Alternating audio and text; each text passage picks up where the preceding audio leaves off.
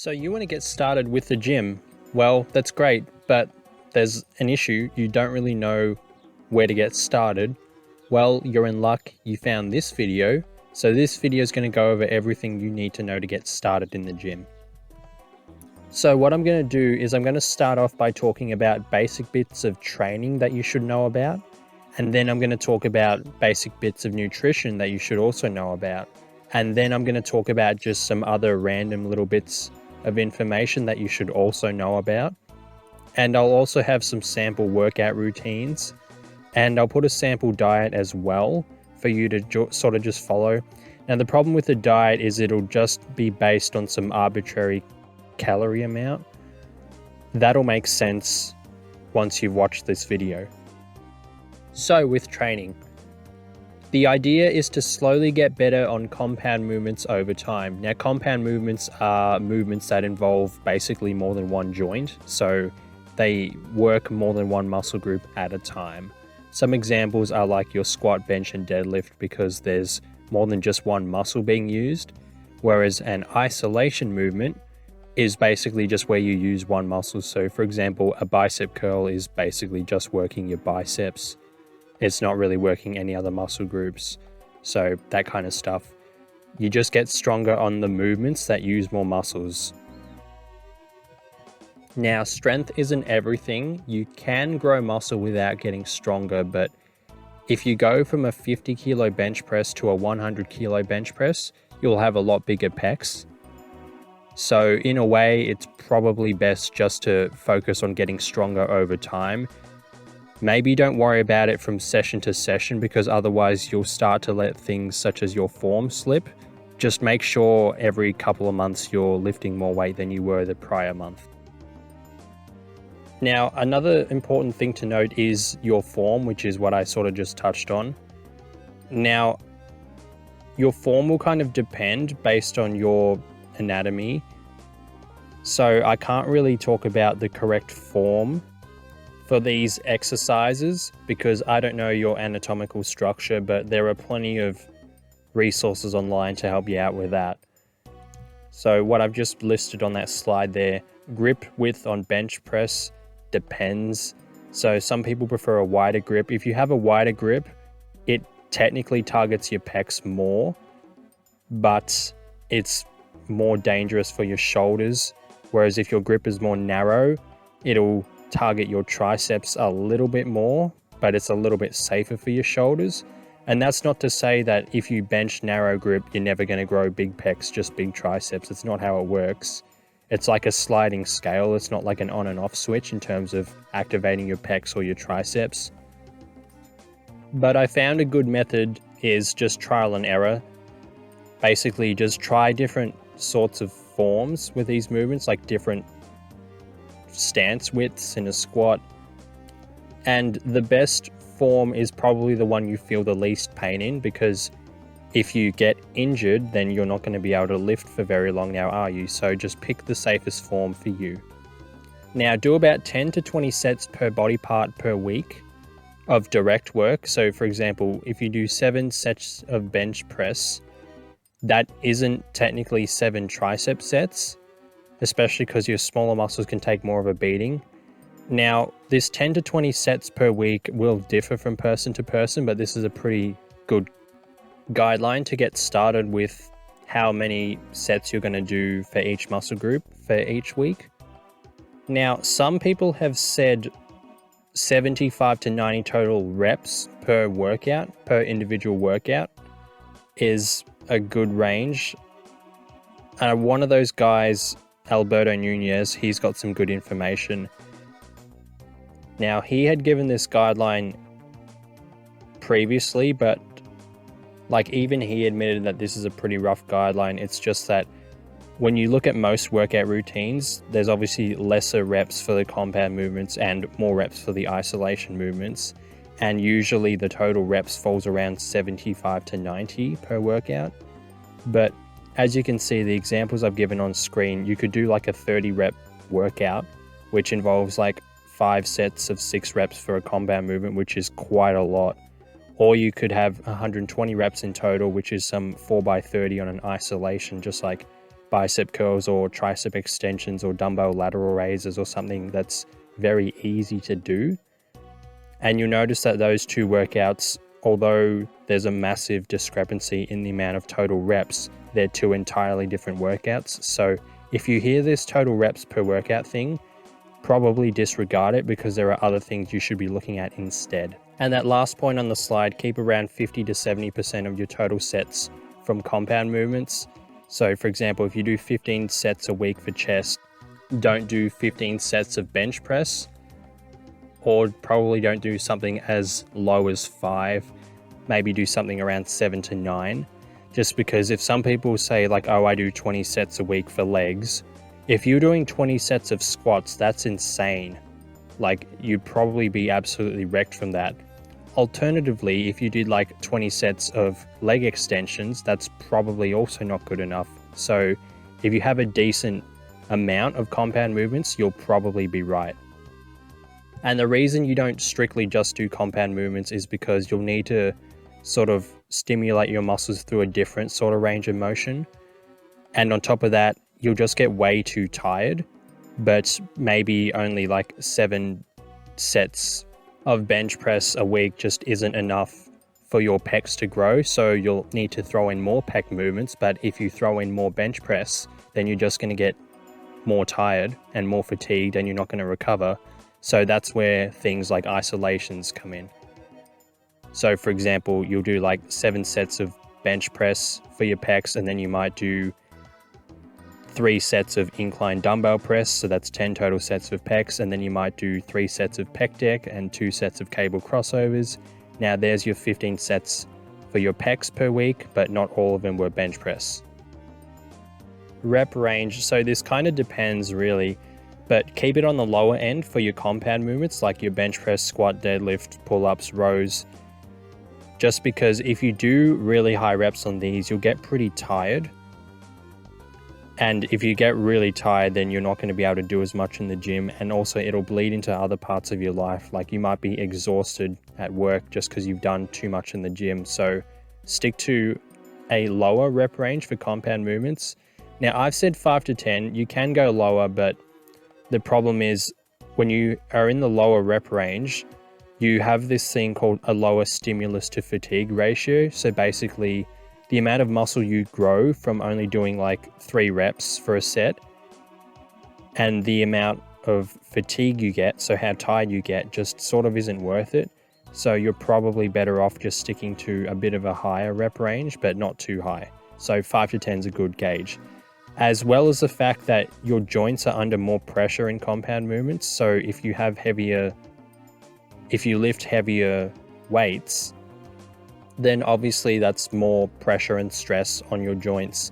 It's a little bit hard to explain, but I've noticed that for myself and a lot of the other people that I've seen, when they do sets involving like 2 or 3 reps for compound movements, their joints tend to be a lot more sore, or at least they get sorer a lot quicker than if you were just to do something like sets of 5 or 10. So long story short, just maybe 5 to 10 reps is a really good rep range for compound movements.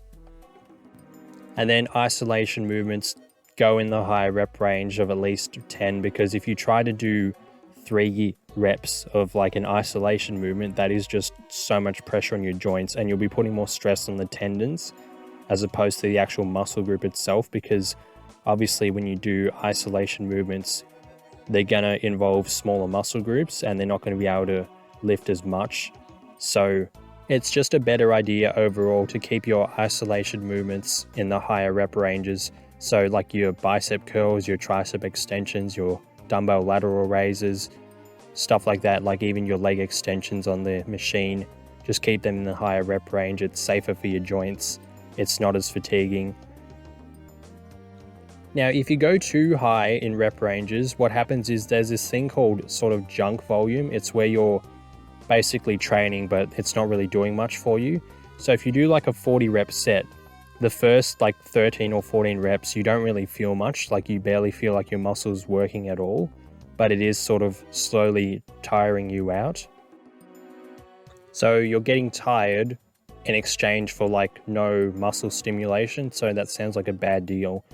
So that's just something to keep in mind. So that's why people sort of recommend, you know, the 12 to 15 rep range, because it's just usually a pretty good, you know, range of reps to be in. There's nothing wrong with going any higher than that, but the whole stimulus to fatigue ratio and the whole junk volume thing, it's something to keep in mind.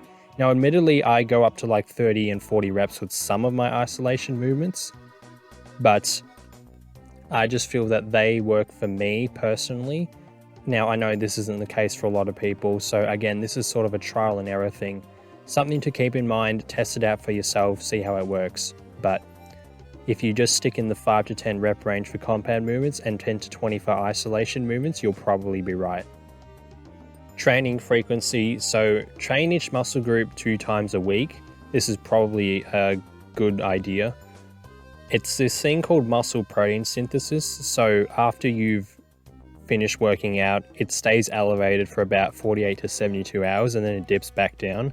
So that's why you train the muscle groups twice a week, because technically your muscles are ready to grow again after 48 to 72 hours. So train them every, 2 to 3 to 4 days and you can't really go wrong. So like, for example, Monday, you'll do like an upper workout and then you'll go do that same workout again on Thursday or Friday, or maybe even Wednesday. Now you can grow from training once a week, but you can probably grow more from training twice a week. Now, a lot of people have said, well, I grow just fine once a week. I tried twice a week and it didn't really make much of a difference. I found that training twice a week gave me better results. So that's just something to keep in mind. Like, this isn't really a black and white statement, but as a whole, most people can grow better training their muscle groups twice a week. Now, I have one designated arm day a week. Now, my arms do get hit with my compound movements, and one of my current workouts is sort of like an upper end arms. So I'll do like bench press, pull-ups, rows, and then I'll go do a sort of arm workout. So they do sort of get trained twice a week at least, but I have one designated arm day that I only will do once a week, just because my arms have sort of been lagging behind the rest of my physique. So when I get super diced, my pecs and lats look pretty good, my quads look decent as well, but you can just see that my arms are kind of small, and that's because I've never really had a designated arm day apart from in 2015, which is elaborated in another one of my sort of gym journey videos. But I'd always tack on arms at the end of like a push, pull, or even like a legs workout, so they wouldn't really get the volume that they need to grow properly. Now, I know a lot of you guys have found me through like First Man and Hamza, for example. And in one of his videos, Hamza said that he trains his arms once a week and they grew pretty well.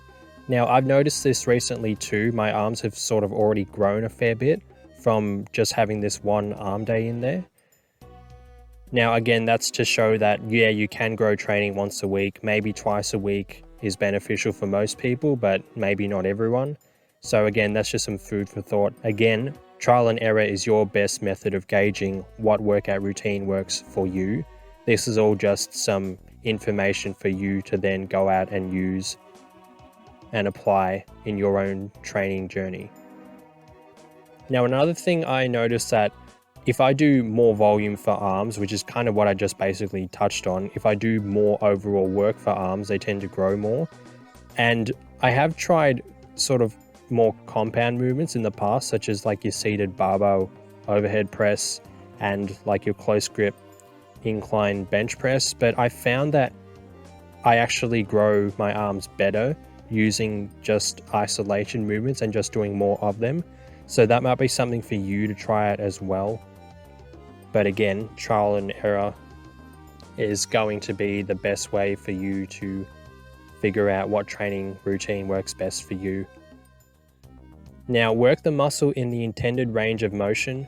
So for example, the function of your glutes is to extend your hip, and there's quite a few other functions for your glutes actually, but that's probably the main one. Your pecs, the idea is to bring your elbow across your body. If you think about it, cable crossover, pec deck, incline dumbbell press, and even bench press, your elbow is moving towards the middle part of your body.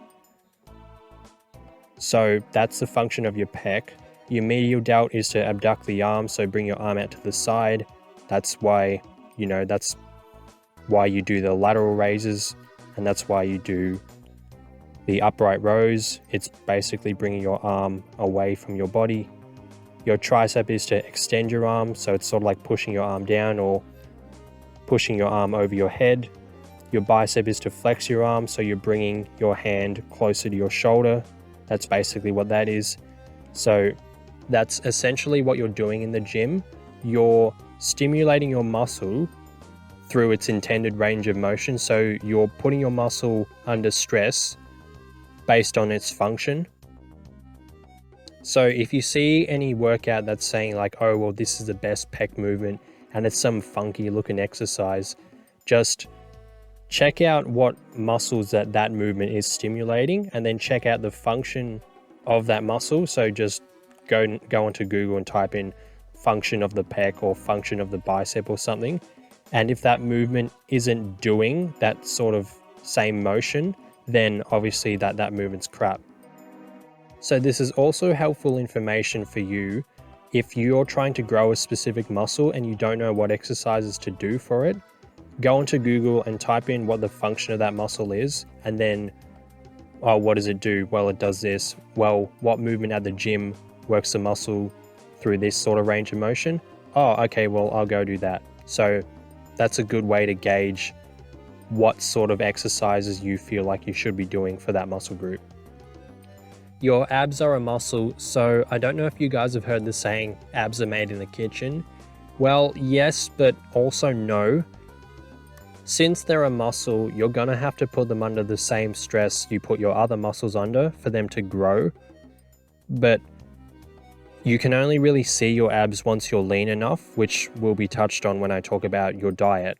So you're not going to have love handles and abs at the same time, basically. You're not going to have a double chin and abs at the same time. So you've just got to slowly lose weight overall, and then you'll see your abs. But in order to build them up in the first place, you need to train them the same way you'd train in any other muscle group. So one of the best ways to train your abs is to basically bring your legs towards your face. This can be like lying down, like a reverse crunch, or some hanging leg raises, which I know is a bit more of an advanced movement. You can also tie a cable sort of around your legs and then crunch that way, so you've got some resistance through the machines at the gym. I'll put an image on screen. I didn't explain that very well, but it makes sense in my head anyway. Now, the reason you don't really do the standard crunches, well, the info's on screen now, but I'll also touch on this later in the video. But for now, just know that crunching is bad for your spine, but we'll elaborate on that later in the video. Oh, actually, we're elaborating on it right here. So here's just some info from Dr. Stu McGill. So I've just highlighted the important parts, but you can read it for yourself. Basically, yeah, crunching is bad for your spine. And here is another bit of information about the function of your abs. So it's kind of what I talked about before. Bring your legs to your face, bring your pelvis to your rib cage. So some people bring their rib cage down to their pelvis, like in a crunch. Don't do this, it's bad for your spine. Instead, bring your pelvis up to your rib cage because it's healthier overall. And if you just look at the basic anatomy of the spine, it doesn't really get crunched in the same way as in an actual, crunching movement. So here's just a summary. Too long didn't read, don't do crunches for long-term spine health.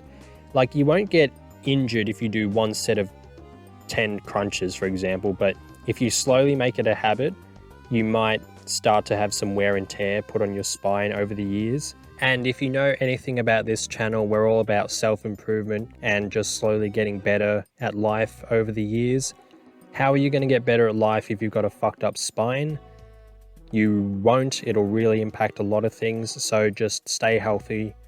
Longevity is key. Be like LeBron James, have such a long prime that people don't know when your prime is. So I've just thrown in some sample workouts here. Feel free to just copy them. Now it's important to note that maybe you will be able to handle more volume than this. So volume is basically the amount of work you do in a workout. Or alternatively, this could be too much volume for you to handle and you'll have to cut exercises. But again, this is like just a trial and error thing. See how you go. If it's too much, then obviously cut out some movements. If you're going to cut out anything, cut out some isolations, don't cut out compounds. Or if you feel like you can do more, then add more, but probably add in isolations as opposed to adding in more compounds. Now you might notice in the sample arm workout I've given, I've listed a barbell shoulder press, even though before I did say that compound movements didn't really work too well for my arms. Now this is just because I'm an intermediate. If you're a beginner, you should probably build a foundational set of muscle first before worrying about adding the icing on the cake. The only reason I know my arms are lagging is because I've grown a lot since I started, and I can see that my arms are lagging behind where most people normally are in my journey. So that's why, I've added in some more specific arm work. If you're starting out, you should probably have like a foundational set of muscle first, and then, as I just said, add the icing on the cake. So here's also just another sample workout for a push-pull legs split. I guess not really much to say that I haven't already touched on before. You've got your compound movements and then your isolation movements. And again, the volume might be too much for you to handle, or maybe not enough, but this is just a very sample free workout that I've given. I haven't taken into account your personal circumstances. So if you're struggling to get started, maybe just start out with these and then see how you go. Now, if you watch some other YouTubers who talk about how they train as a beginner, a lot of them would recommend training 3 days a week and doing mostly compound movements. So you do a lot of like bench, squat and deadlift and like barbell rows and stuff like that. Now, the reason is because as a beginner, you've got a very low minimum effective dose. Basically what that means is it's the minimum amount required for you to grow. And then there's this other concept called maximum recoverable volume. And basically what this is it's the amount of work you can do in the gym that you can actually recover from before it starts to really hamper your overall recovery. So you want to sort of train around your minimum effective dose as a beginner, because if you do like insane amounts too soon, then you're not really going to have anything else to add in order for you to grow. And on top of that, you'll just get worn out because you're new to the gym. Your body isn't really used to this sort of stimulation. So why did I bring that up? Well, because there's a lot of conflicting debates going on in the industry, or at least there were, in terms of like how to train as a beginner, because a lot of people will recommend what I just said, the whole training 3 days a week and then just doing strictly compound movements for a while. Now that does have its place and it does work, but my only concern with that is if you're doing a lot of compound movements as a beginner, you might get pretty wiped pretty easily, like you'll get real run down from it. But if you add in some isolation movements like what I've recommended in my little sample workouts here, you're not really going to be as tired from that as you are if you just strictly do compound movements. So nobody's really right or wrong. Again, it circles back to trial and error. Maybe start out with those compound only movements, and if you get pretty tired from it and you can't handle it, then maybe do what I'm doing here. Or maybe if you're doing these workouts and you feel like after 6 months you could be growing quicker, maybe switch to the strictly just compound movements. But again, only you'll be able to tell that for yourself. But I'm pretty confident in these sort of sample workouts here that you'll grow from them. Okay, so nutrition. Eat about 1 gram of protein per pound of body weight. Maybe have a little bit more if you're currently cutting / losing weight. Maybe have a little bit more protein than this if you're anything leaner than about 10 to 12% body fat, but that's probably not really going to impact a lot of us. And if you're that lean and you're in the intermediate stage of gym anyway, you kind of have a rough idea of what works for you. So again, this is just another rough guideline for you to get started on, and then obviously build on your own foundational knowledge. Some people argue that, well, 1 gram of protein per pound of body weight doesn't take into account your lean body mass, which is sort of what really matters for protein intake, because, you know, the amount of fat you have on your body, you're not going to really utilize protein with all that fat. But this is just, it's complicating things. If you're like super advanced, then maybe this is something you should look at. But if you're super advanced, you're probably not watching this video anyway. So look, just keep it simple. 1 gram of protein per pound of body weight. There's plenty of studies to show it works.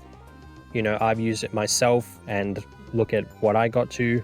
I don't look the best at the moment, but that's because I have other life circumstances that are getting in the way, which have been elaborated on in other videos. But, you know, point is, 1 gram of protein per pound of body weight, you can't really go wrong.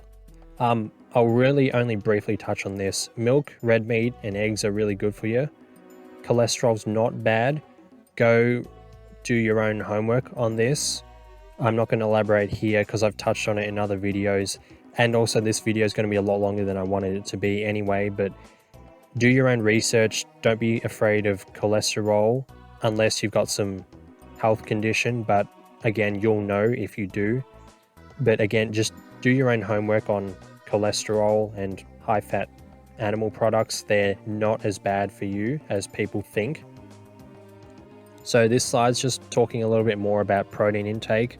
So your total protein intake will include like trace amounts of protein. So what this involves is protein from food sources that aren't directly eaten for the sake of protein. So for example, some cereals, some cereals will have about 6 grams of protein per 100 grams, but you're not having cereal for protein, you're having it for like carbs, for example. So just as long as most of your protein is from like high quality protein sources, you'll be right.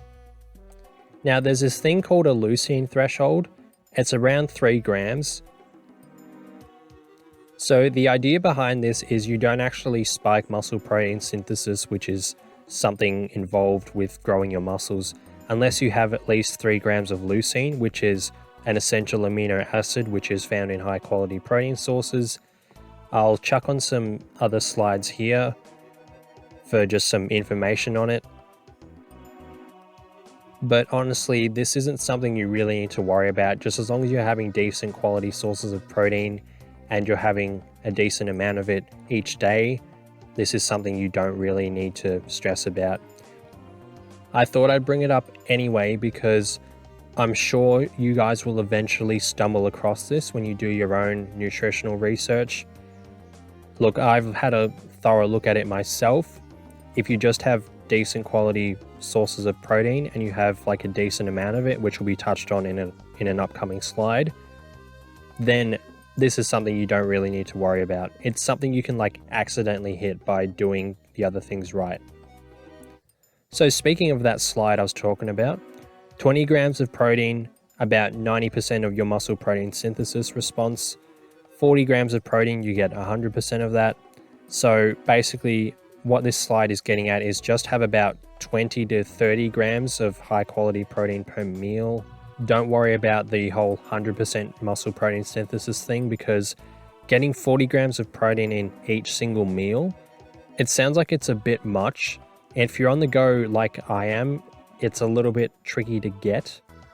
So, you know, 90%, it's like good enough. And also you have protein separated throughout the day, not only for like muscle protein synthesis reasons, but because your body can't actually store protein and use it at a later date. Like it can't store amino acids. It can store like adipose tissue, which is fats, but it can't store amino acids. So that's why you sort of have just a steady stream of it, just so there's some ready in the bloodstream for your muscles to use. So that's basically your protein. Now, as for fats, have around a minimum of 0.35 grams per pound, not kilo, per pound of your body weight. And fats are essential for just basic hormone production. When I got super diced in 2017, I was trying to have as many carbs as I could, and obviously I couldn't lower protein any lower because your protein needs to be pretty high to maintain muscle, right? So I was trying to slowly cut fats, which would mean I'd have more room for more calories from carbohydrates, but I noticed that when I started to get below 30 grams of fat, I was just having all kinds of problems. Like I just couldn't sleep. I just felt like absolute crap. So you have to keep a minimum amount of fat in your diet for you to just be overall healthy. So that's just something to keep in mind when you're sorting out your own diet.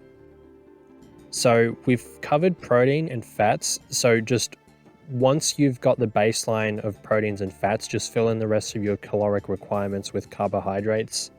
Now, in my current diet, I have a lot more fat than what I need, and I'd honestly be more beneficial to having more carbs as opposed to more fats. Now, the problem is that doesn't really suit my current lifestyle. It's a lot easier for me to get my calories in through fats than it is through carbs, just because I'm always on the go. So it's easier for me to have like 6 eggs and a lot of milk, for example, to get in a lot of calories. And there's also other benefits to having, egg yolks and milk, which is outside the scope of this video. But for most people, just fill in the rest with carbs. As I just said, I can't because of my current schedule. And in that slide, I talk about how unless you're like a super athlete, I guess you don't really need all those carbohydrates anyway. Like I've seen some research showing that, yeah, like obviously more carbs are beneficial, but if you're not like training like an athlete or you're training like a professional bodybuilder, you don't really have a use for all these extra carbs anyway. Like as long as it's within a decent calorie surplus or like even a deficit, you're not going to just store all those extra carbs as fat. But what I'm getting at is, despite the fact that I'm having a lot more fat than what I need, I probably don't really need any more carbs anyway. So again, that's just some food for thought. So I've spoken about protein, fats, and carbs, so now I should probably talk about calories overall. Hey, so there's 4 calories in a gram of protein, 4 calories in a gram of carbs, and 9 calories in a gram of fats. So if you just do the math, this will just be your total caloric intake. Now there's also alcohol, which is technically 7 calories per gram, but you shouldn't really be doing like your own meal plan with alcohol included anyway. Like I actually don't drink the stuff myself. If you do, that's fine, more power to you, but if you're trying to optimize this, having alcohol regularly is probably a bad idea. There's also obviously other harmful factors involved with alcohol, such as how it hinders your testosterone and it hinders your muscle protein synthesis, but that's outside the scope of this video. So fiber technically has 2 calories per gram because it's really thermogenic. So thermogenic, I'll just post something on screen right now. It's kind of hard to explain, but basically it's sort of like a tax in your body. Like what you put in is not exactly what you get out. It's kind of like when you work a job, not everything you earn is what you end up with. So that's just what thermogenic is. Protein is more thermogenic. Not alcohol. Fiber is quite thermogenic, but basically just stick to the general math. Don't worry about the little complex equation. If you just stick to the general math, you'll be fine. And by the general math, I mean like 4 calories per gram of protein. Don't be like, oh, well, 2.76 grams, 2.76 calories per gram of protein. Like, don't worry about that sort of stuff. All right, so when you're bulking, aim for a 200 to 300 calorie surplus, just because any more and your body isn't really going to grow muscle quicker. It's just going to store it as fat. And when you're cutting, aim for a 500-ish calorie deficit. Now there are like exceptions to this rule, but basically a 500 calorie deficit when you're cutting is probably a good guideline. So there's 3,500 calories in 1 gram of fat, as in like the actual fat on your body. So if you have a 500 calorie deficit each day for 7 days a week, 500 times 7 is 3,500. So you lose 1 pound of fat per week. So that's probably a good range of where you want to be. If you lose it any slower, you'll have to be dieting longer. And if you lose it any quicker, you can start to sort of lose muscle as well. So if you cut too hard, your body will start to shed off muscle, because basically if you're cutting too hard, your body's like, oh crap, we're about to starve. Muscle requires a lot of like fuel, so we're going to have to strip off this muscle. So that's why you don't cut super quick. I know that sounds sort of bro sciencey, like, oh wow, you cut too quick, your muscle's just going to evaporate quicker, but do your own research on this. It's actually true. I haven't put it on this slide because, again, this is supposed to be for beginners, and if I delve down every single rabbit hole in the nutritional realm, we'll be here for 20 hours. Now, you don't just have to bulk and cut. There are things such as maintenance periods where instead of having a calorie surplus or a calorie deficit, you're eating the exact same amount of calories as you're burning, so your weight stays the same. There are some reasons as to why you can do this. They're on screen, but I don't really spend too long in maintenance phases unless I have a good reason to. So I've spoken about a calorie surplus and a calorie deficit. So calorie deficit is where you burn more calories than what you're putting into your body, and a calorie surplus is where you're putting more calories into your body than what you're burning. So how do you know how much calories you actually burn in the first place? Well, trial and error, basically.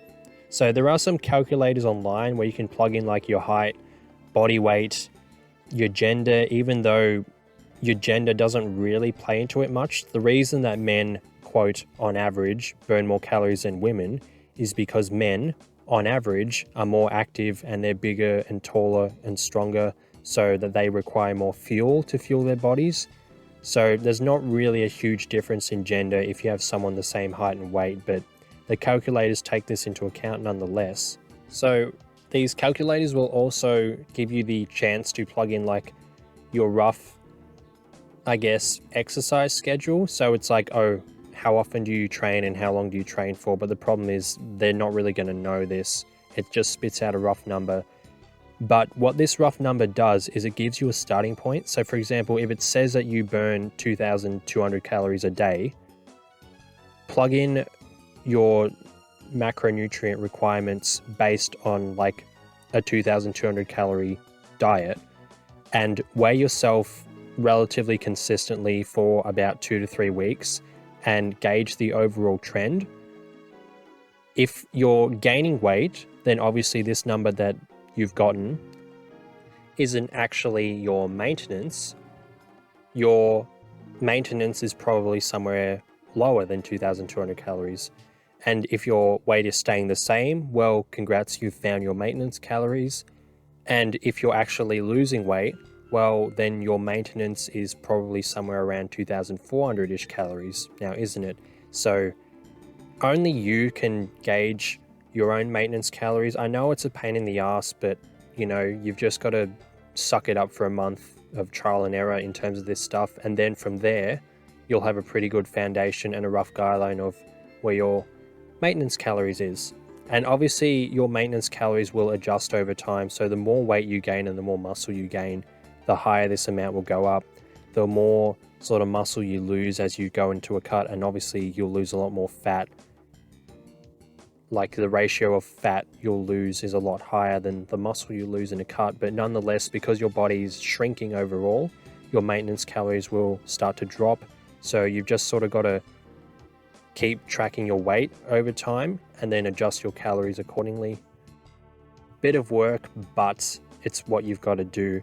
And once you start to do it, it's really not too hard. So that's just sort of the real basics of nutrition. What I'm going to talk about now is just some of the little tidbits you might need to know about. So foods with the least ingredients are probably the best for you to eat. Like if you pick up a food from the grocery store and it's got like 20 ingredients, it's probably not the best for you. Now that's not to say that I don't have these foods myself, but obviously keep these foods in a very small quantity. So things such as canola oil, sunflower oil, safflower oil, etc., they're probably bad. They're elaborated on in this book called The Oiling of America. Another thing, sorbitol is not absorbed in the body. So sorbitol is some component that they use in like packaged foods to keep it preserved for longer. It's the main ingredient in chewing gum, I believe, and they use it a lot in protein bars and stuff. So if you're having digestion issues from eating things such as protein bars, it might be because of the sorbitol. Now, I've never actually had this issue myself, but I know a lot of people do. So that's just something to keep in mind. If you're trying to get protein from protein bars, but you feel like you are getting indigestion every time you eat them, this might be the reason. Actually, yeah, I've just looked at the next slide and turns out sorbitol is actually the main ingredient in chewing gum. So also on this slide, it says main ingredient in gum. Now, I don't know if you guys have also heard about that myth when you're a kid, but if you swallow chewing gum, it stays in your system for 7 years. Now, I have a suspicion that the reason this myth came about is because of the fact that its main ingredient is sorbitol, which is something your body can't digest, which is why the myth is, well, it stays in your system for 7 years. That's just some theory that I have. You know, it could be completely wrong, but I think that this might be why. And here's just that slide I was talking about, how the main ingredient in chewing gum is sorbitol. And here's another slide about sorbitol as well. This article is arguing that sorbitol not being digested is a good thing, but I disagree. So another thing you might hear about is casein protein. Now, it's a type of protein that's slowly absorbed in your body. A lot of people recommend having this before bed. Now, I used to fall under this camp too. I would just eat a bucket load of cottage cheese before bed because it was casein protein. Now, I don't believe that this is actually necessary. As long as you just hit your protein requirements throughout the day, you should be right.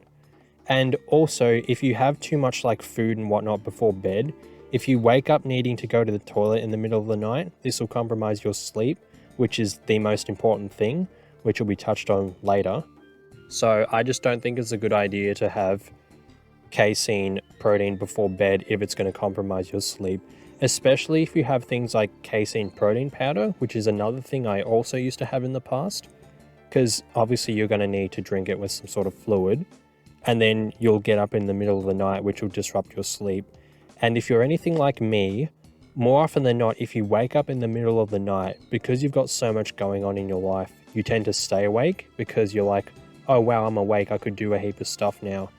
And again, if you're also like me and you work 7 days a week and you can't really sleep in, the sleep you lose from stuff like that is sleep that you just never get back.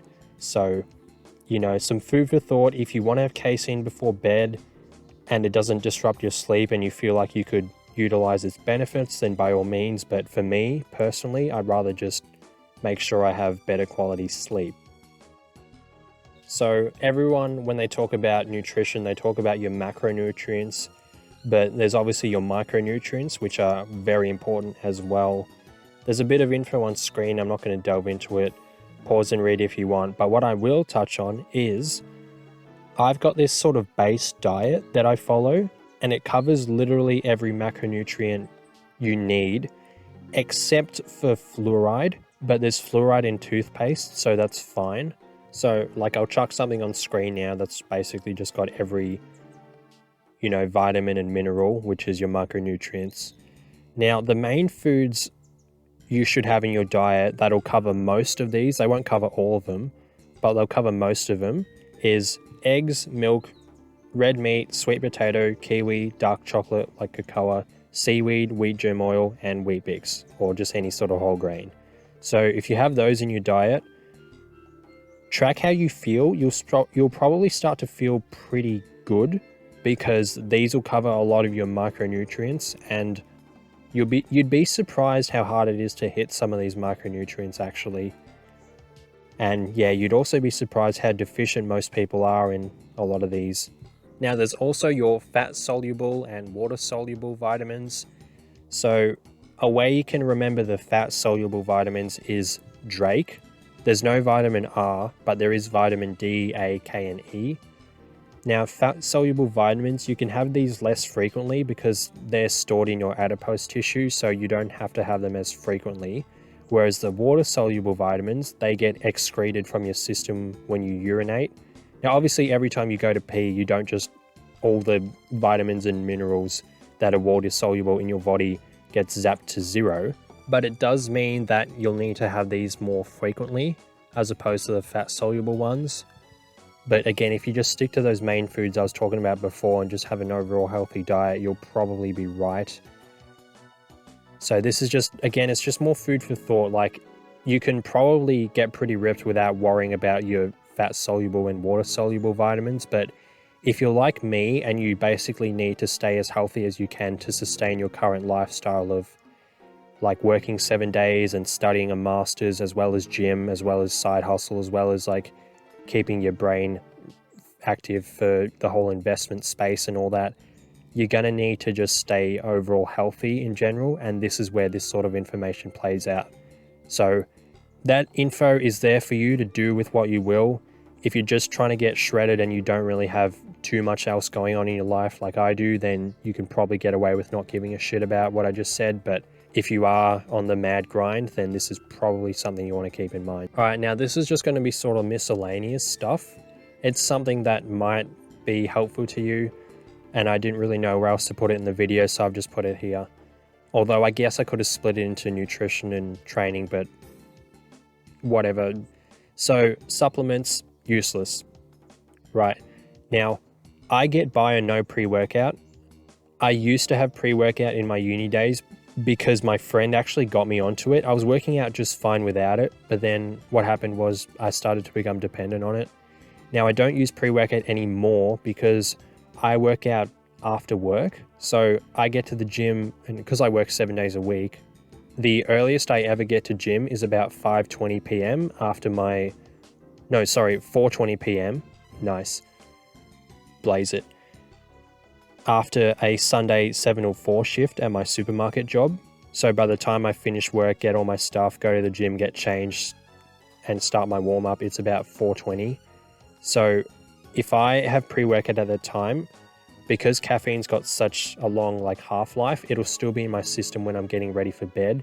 And as I mentioned before, sleep is super important. So I am not going to compromise sleep just so I can hit an extra rep on my top set of squats, for example. The trade-off's just not worth it for me. So maybe useless is a bit harsh, but for me, they're useless. Just save your money. But I know pre-workout is useful for a lot of people. Creatine, there's a lot of studies to show that it can help, but basically it helps via intracellular water retention, and that can help your muscles lift a little bit more weight and maybe increase the stamina when you're in the gym. But I find that salt serves this function just as well, and it's also a lot cheaper too. Now, obviously be careful if you're hypertensive or got high blood pressure, but that's not really a lot of people. Again, outside the scope of this video, but do your homework on salt and why it's actually really not that bad for you. The reason people think it's bad for you is because the specific medical advice for those with high blood pressure somehow leaked out to the public, and they assume that this is general medical advice. Now, there are some people out there who've said, oh, well, no matter what the studies say, it's still bad for you. But I've seen physiotherapists talk about this. Now, obviously, I'm no nutritionist or doctor myself, but I've read the sort of studies myself. Now, do your own research again, obviously, but physiotherapists aren't really an authoritative figure on nutrition, so maybe stay in your lane, guys. But yeah, do your own research on salt. It's pretty good for you. And if you've got some sort of health condition, then maybe be wary. But anyway, moving on. So a while ago, people were also talking about how beetroot was a good supplement. I guess it's also a food, but there was some beetroot supplement going around. And I think the idea is because it dilates your blood vessels, but salt does this exact same thing.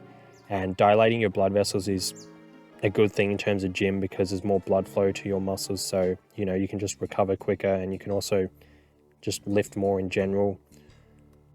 There's also this supplement glutamine. I think it's supposed to help your gut or something. I used to actually know a bit about this, but I've forgotten all about it. And if I've forgotten all about it, then it's probably not super useful. And actually, Lane Norton did a video once where he was talking about it, and turns out about 85 to 90% of it is actually absorbed in your intestines or your gut before it actually becomes useful. So it's kind of a useless supplement for most people. There might be some people who've got like health sort of conditions where it may be beneficial, but to most people it won't.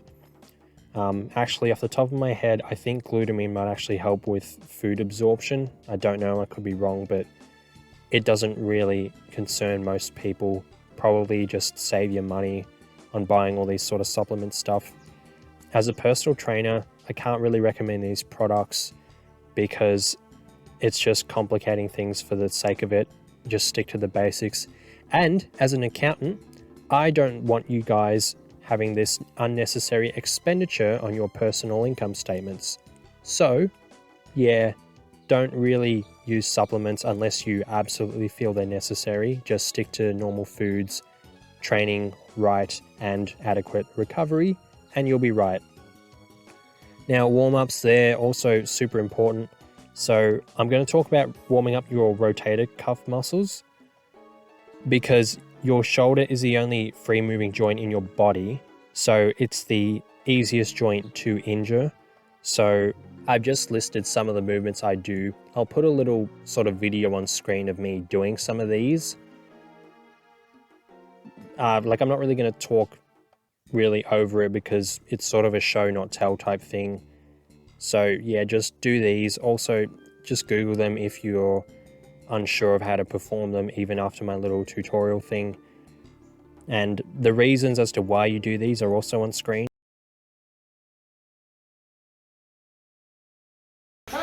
Now we get another tip. Right, why? So strengthen your scapula, pushing the rotators, and away from pushing heavy weights. Let's elaborate, shall we? What are the main muscles we use in that bench press? What's the biggest ones? Pecs. Cool. What are the main muscles that we've used in that lat pull down? What's the biggest ones? Lats. Cool. Now let's talk about anatomy now. Where do the pecs attach? Let's just have it as our anatomy chart. Where do the pecs attach? Yeah? Okay, the humerus. Where else? Okay, so they're responsible for this movement now. Okay? Yeah? We've got the clavicular portion. Sorry, the sternal portion and the clavicular portion. Okay, that's the origin. So it comes from here onto that part here. So when they're really, really strong, okay, it does all of this stuff here. So horizontal abduction, okay, flexion, internal rotation is another movement that the pec causes when they are strong. Now, let's balance the pec movement out with some lat movement. Where's the lats attached? Yeah, right next to it. Okay, the front of the humerus. And it comes underneath and attaches to the lower back through thoracolumbar fascia through the top of the pelvis. Okay? So when the lats are strong, it is responsible for shoulder joint extension, adduction, internal rotation. So we've gone and used this push-pull ratio of 1:1 to balance out our upper body, and how are we now left? Internally rotated. Cool. So this whole theory of balance just failed us a little bit. So how do we balance out this internally rotated physique? Strengthen what? Our external rotators of the shoulder joint. Does that make sense? Okay, so push-pull ratio of 1:1. Okay, plus we've got to strengthen the external rotators of the shoulder joint. Now, there is more. Let's talk about the rotator cuff muscles. Where do the rotator cuff muscles sit? On the scapula. Okay? How many muscles in the rotator cuff? 4. What are they? Sits. Anyone heard of that before? Sits. So write it down. Sits. Rotator cuff sits. Really easy acronym to remember it by. And we'll write down all of the muscles. So S, the first S stands for what? Supraspinatus. I stands for what? So let's have a look at this.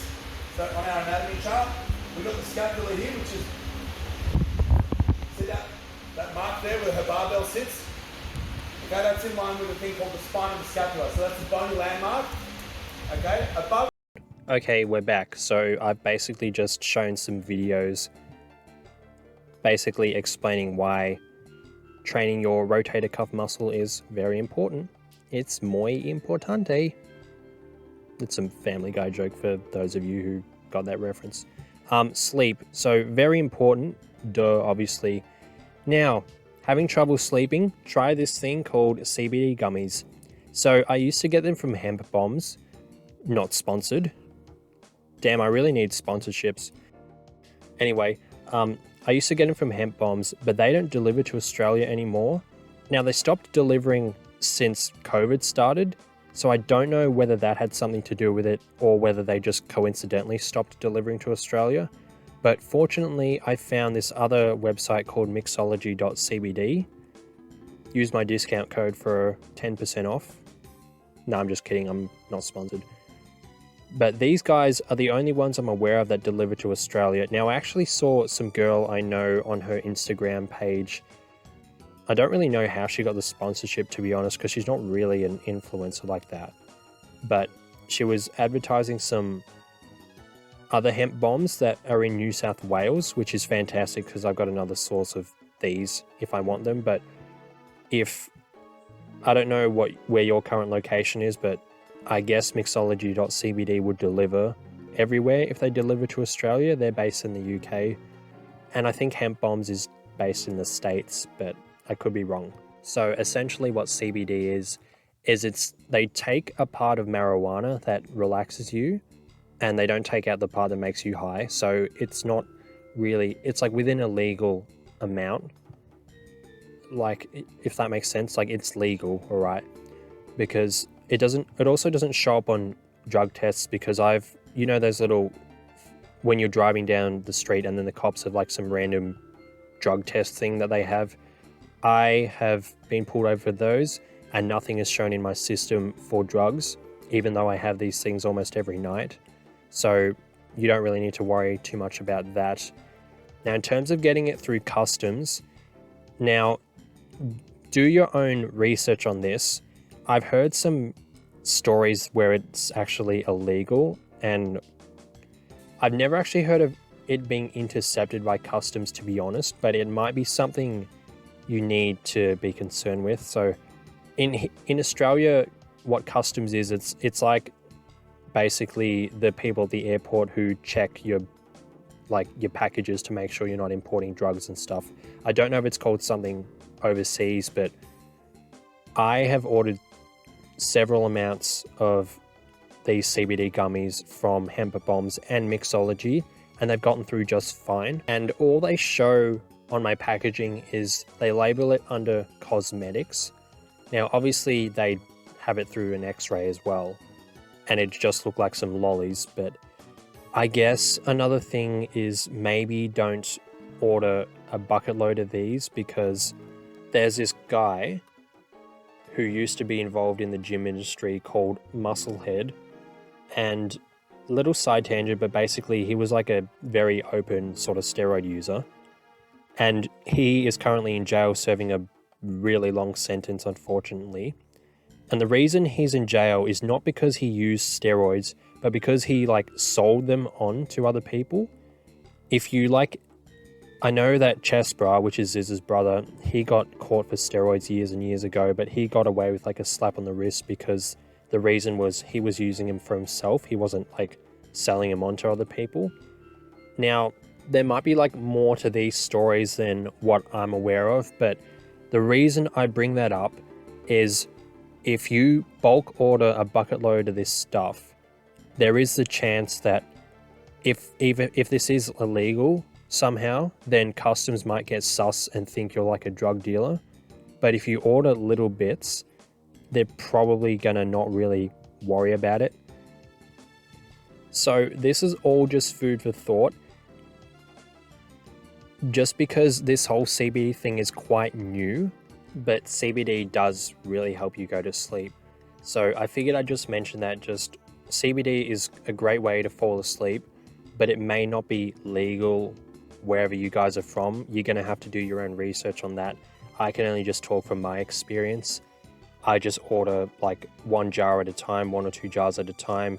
It comes through customs just fine. I get them from mixology.cbd currently.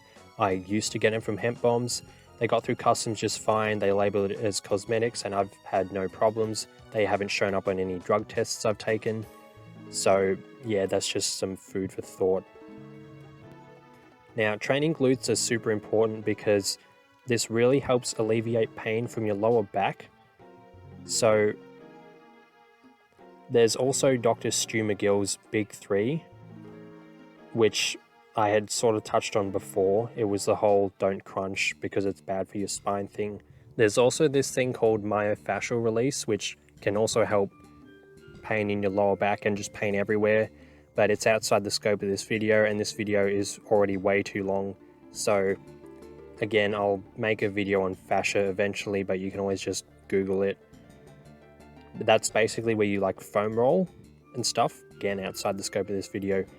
Speaking of foam rolling, never foam roll your lower back because it puts pressure on those discs. Whereas if you foam roll really any other part of your body, except for your IT band, you have like bones and muscles to help alleviate, you know, the pain that the foam rolling could cause on your joints. And yeah, speaking of the IT band, never foam roll this IT band. It's basically like the side of your leg. It's like a long string of like tight muscle tissue, and it's designed to be tight, so you're not really meant to loosen this up. So don't foam roll the side of your leg, your IT band. Just Google it if you don't know what it is. Okay, so this slide, it's just a super basic overview of getting ripped in terms of training. I'm not going to go over it because a lot of it I've spoken on in this video, but I guess if a lot of this shit's going to fly over your head, just pause this screenshot it, whatever, and just basically follow this and you'll make a fair bit of gains from this. Now this slide's like the same thing except in terms of diet. At the top of that pyramid, BCAAs, that's branched chain amino acids. I didn't speak about that in this video, but branched chain amino acids, it can be useful if you're not having that much protein, but you should probably just, you know, straight up be having an adequate amount of protein anyway. There's some people who defend it saying it does have some use cases, but from what I've seen, it's pretty much useless if you're having the adequate amount of protein, which again goes back to the whole supplements are useless type thing. I have some branched chain amino acids that are a part of the protein powder that I have, but that's it. Like I used to actually have branched chain amino acids as a separate supplement years and years ago before I knew any better. And yeah, it was just a waste of money. So that's just what that is. Everything else on this slide is something I've already spoken about. Okay, so some closing thoughts. The most important part of this whole thing is probably just to have fun. Pump up some Ziz songs. So if you don't know some Ziz songs, I'll like post some now, but they really help get you pumped. So yeah, no need for pre-workout. Let's go. So let's go to the gym and let's all get shredded as fuck. Now it's important to remember that this also takes time. You got to trust the process, like the 76ers who've just got James Harden. So I think they'll do okay, but you know, that comment might age terribly, who knows. It can't not work. So what that means is if you spend the next several years, you know, going to the gym, you know, a fair amount of times a week, slowly getting stronger in all the movements, having your 1 gram of protein per pound of body weight and eating more calories than you're burning, having adequate recovery, and then obviously doing cuts once you're gaining a bit more fat than you want, and just keep repeating that same process year in, year out, there's no way you won't grow. Like, if you don't grow from it, then you're some, like, anomaly human, and you're probably like an alien. Yeah, so anyway, the point is, you just got to keep doing this year in, year out, and the results will show, is what I'm trying to say. Other aspects of life, don't be me in 2014 to 2016. So if you don't know, in 2014 to 2016, all I really gave a shit about was gym, which is funny because I didn't really look it, but it was just consuming so much of my life and I wasn't really progressing in any other areas. And the problem with this is there's only so many hours you can spend in the gym per day before it just starts to become like a detriment to your actual training itself. And then obviously there's only so many calories you can eat before you just start to just gain excess fat. And then like the rest of your day is free. So what, you spend like 2 hours in the gym, and then there's maybe like 2.5 hours of like eating space throughout that day. If all you care about is gym, what are you going to do for those remaining hours? Like there's not much else to do. So just do other shit. And it'll also help your mental space. So if you get too fixated on your physique changing, like what I was, it'll really just eat at you. So just focus on other areas of life as well. Make gym a priority, but make sure it's not the only thing. And in 5 years from now, when you're an all-rounded, shredded guy, your life's going to be so much better than what it is right now. So anyways, guys, that's the video. That is all.